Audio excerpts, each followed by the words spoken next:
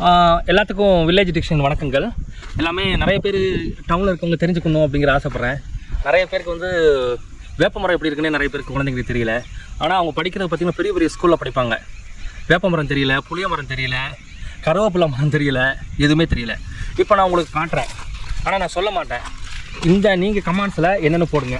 இது என்ன புல், நல்லா காட்டுங்க தம்பி. இது என்ன புல்லுன்னா சொல்லுங்கள், பேர் என்ன இருக்கும் அது சொன்னாலும் ரைட்டு. இது எதுக்கு பயன்படுத்துகிற புல்? பாய் முடையிறதுக்கு பயன்படுத்துகிறதா, மாடு சாப்பிட்றதுக்கு பயன்படுத்துகிறதா, வேறு ஏதாவது இதில் பட்டுக்கிட்டு தயார் பண்ணுவோமா? இது பற்றி உங்கள் கமெண்ட்ஸில் போடுங்க. நீங்கள் என்ன பண்ணணும், இதனோட கேள்வி இது என்ன அப்படிங்கிறத வில்லேஜ் டிக்ஷனரியில் இதில் வந்து நீங்கள் கமெண்ட்ஸ் நீங்கள் சொல்லுங்கள், என்னங்கிறத தெரிஞ்சுக்கலாம். இது ஒரு சின்ன கேள்வி. அடுத்தது வாங்க, நம்ம ஒரு இடத்துக்கு போகிறோம், பண்ணைக்கு போகிறோம். அந்த பண்ணையில் வந்து என்ன இருக்குது அப்படிங்கிறத பார்க்கலாம். சில வித்தியாசமான விஷயங்கள்லாம் உங்களுக்கு என்னால் சொல்ல முடியும். நீங்கள் என் கூட ட்ராவல் பண்ணுங்கள். ஆக்சுவலாக வந்து இது என்ன புல், இங்கே பாருங்கள், இந்த புல்லை கட் பண்ணியாச்சு. திருப்பியும் இந்த புல் மேலே வந்துகிட்டு இருக்கு பாருங்கள், கட் பண்ணியாச்சு, மேலே வந்துக்கிட்டே இருக்குது. உண்மையாலுமே எனக்கு இந்த மாதிரி கிராமங்களில் நடக்கும்போதும் போகும்போதும் ஒரு சந்தோஷம் இருக்குது. அது இல்லாமல் ஒரு உடம்புக்கும் ஒரு உடற்பயிற்சியாக இருக்குது. நல்லாயிருக்கு, உண்மையாலுமே நல்லாயிருக்கு. நம்ம வந்து சூப்பராக இப்போ ஒன்று பார்க்கலாம். அதை பற்றி நீங்கள் என்ன உங்களோட விஷயங்களும் சொல்லுங்கள், நீங்கள் தெரிஞ்சுக்கோங்க. இந்த விஷயம் வந்து ஒரு ஜாலியாக இருந்தாலும் ஒரு நல்ல வீடியோங்கிறத நினைக்கிறேன்.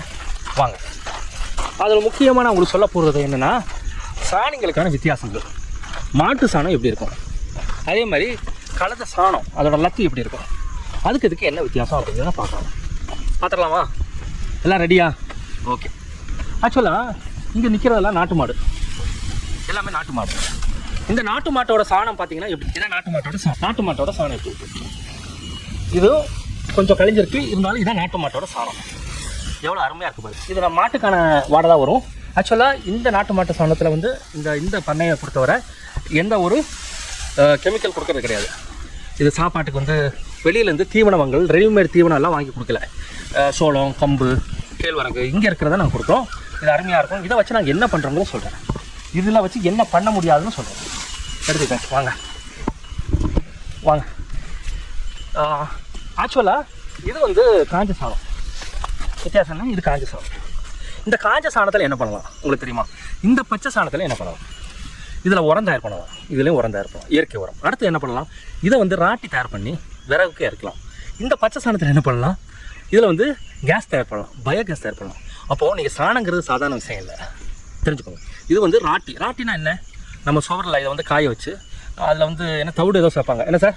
தவிடு இல்லை, இது பதர் சேர்ப்பாங்க. பதர்னா என்னென்னா, உங்களுக்கு அந்த நெல் இருக்குல்ல, நெல்லோட உமி, பதர்னா வந்து உமி மாதிரி மிக்ஸ் பண்ணி அதை கட்டிப்பட்டு தூக்கும்போது அதனுடைய பதரை மட்டும்.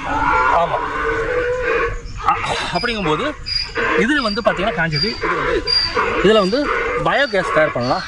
இதில் வந்து என்ன தயார் பண்ணலாம், உரமும் தயார் பண்ணலாம். இதை எரித்து நம்ம வந்து ராட்டி தயார் பண்ணலாம், எரிபொருளுக்காக பயன்படலாம். வாங்க, இப்போ இது வந்து இந்த சன்னத்தை காட்டிக்கலாம். ஓகேவா? அங்கே போட்டுடலாமா? இந்த போட்டாச்சு, அது வீசியாச்சு. இப்போ ஆக்சுவலாக இது என்னங்க, இது ஆக்சுவலாக என்ன அப்படின்னு பார்த்தீங்கன்னா கழுதையோட லத்தி. கழுதையோட லத்தி அப்படின்னா கழுதையோட சாணம்.